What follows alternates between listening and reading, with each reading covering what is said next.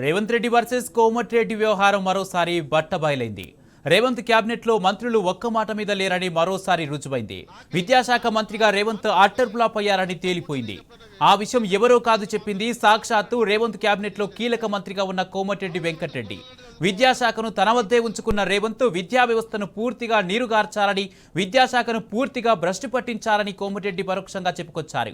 ఒకవేళ తానే విద్యాశాఖకు మంత్రిగా ఉంటే పరిస్థితి వేరేగా ఉండేదన్నారు. విద్యా వ్యవస్థనే పూర్తిగా మార్చేవాడినని కోమటిరెడ్డి చెప్పుకొచ్చారు.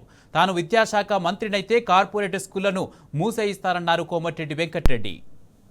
తప్పకుండా నాకే ఇట్లా ఛాన్స్ వస్తే తప్పకుండా నేను ఎప్పుడైనా ఎడ్యుకేషన్ మినిస్టర్ అయితే మాత్రం ఈ కార్పొరేట్ స్కూళ్ళని కూడా బంద్ చేసేది ఖాయం. గవర్నమెంట్ స్కూళ్ళలో చదువుకోవాలి. టీచర్స్ కూడా ప్రైవేట్ స్కూళ్ళ కంటే ఇక్కడనే ఎక్కువ గవర్నమెంట్ కాలేజ్ పోండి. ఇదే అంశానికి సంబంధించి పూర్తి అప్డేట్స్ మా ప్రతినిధి రాము అందజేస్తారు. రాము, విద్యాశాఖ మంత్రిగా రేవంత్ అట్టర్ ఫ్లాప్ అయ్యారనడానికి మరొక నిదర్శనం దొరికింది. ఇక్కడ సీఎంపై మంత్రి కోమటిరెడ్డి వెంకటరెడ్డి పరోక్ష విమర్శలను మనం చూస్తున్నాం. దీనికి సంబంధించి పూర్తి అప్డేట్స్ ఏంటి? కుమార్, దాదాపు 2.5 సంవత్సరాలుగా విద్యాశాఖను తన వద్దే ఉంచుకున్నారు రేవంత్ రెడ్డి. గురుకులాల్లో మరణ మృతంగా కొనసాగుతుంది. దాదాపు 120 మంది విద్యార్థులు, చాలా మంది కూడా చనిపోయారు. ఈ నేపథ్యంలోనే సర్వత్ర కూడా ఆరోపణలు వ్యక్తమవుతున్నాయి. ఈ రోజు సొంత క్యాబినెట్ లోనే సొంత మంత్రి ఈ రోజు రేవంత్ రెడ్డిని టార్గెట్ గా పలు విమర్శలు కూడా చేయడం జరిగింది. రాష్ట్రంలో విద్యా వ్యవస్థ అంతా కూడా పూర్తిగా కూడా అస్వచ్ఛంగా మారింది, పూర్తిగా కూడా నీరుగారిపోయింది. ఎక్కడ కూడా ఒక పర్యవేక్షణ లేదు, ఎక్కడ కూడా ఒక పట్టు అనేది లేకుండా అయిపోయిందంటూ కూడా ఆయన తీవ్రంగా మాట్లాడడం జరిగింది.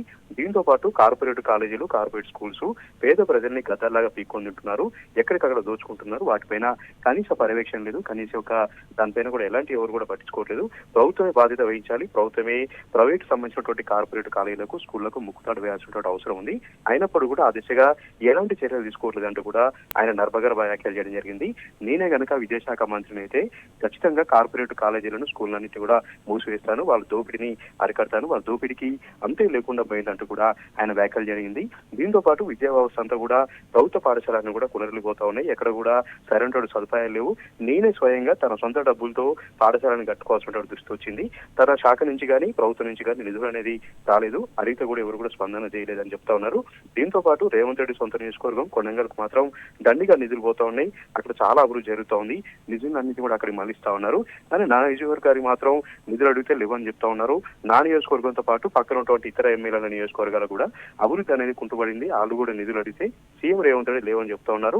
మరి కొడంగల్కి మాత్రం ఏ విధంగా నిధులు వస్తున్నాయంటూ కూడా ఆయన వ్యాఖ్యలు చేయడం జరిగింది. ఖచ్చితంగా సీఎం రేవంత్ రెడ్డి అన్ని నియోజకవర్గాలను తన సొంత నియోజకవర్గాలను వ్యవహరించాలి.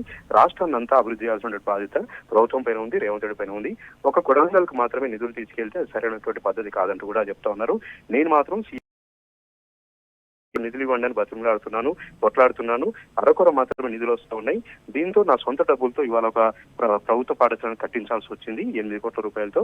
ఈ విధంగా పరిస్థితి ఉందంటూ కూడా ఆయన వ్యాఖ్యలు చేశారు. తీవ్రంగా చర్చ జరుగుతూ ఉంది. ప్రధానంగా ప్రైవేటు, కార్పొరేట్ సంబంధించినటువంటి కాలేజీలపైన కోమటిరెడ్డి వెంకటరెడ్డి చేసినటువంటి వ్యాఖ్యలు అయితే వైరల్ అవుతా ఉన్నాయి. నిజంగానే ఇంత దోపిడీ జరుగుతూ ఉంటే ప్రభుత్వం ఏం చేస్తా ఉంది, విద్యా ఏం చేస్తుందంటూ కూడా సర్వత్ర కూడా చర్చ జరుగుతూ ఉంది. Kumar, right, thank you Ramu.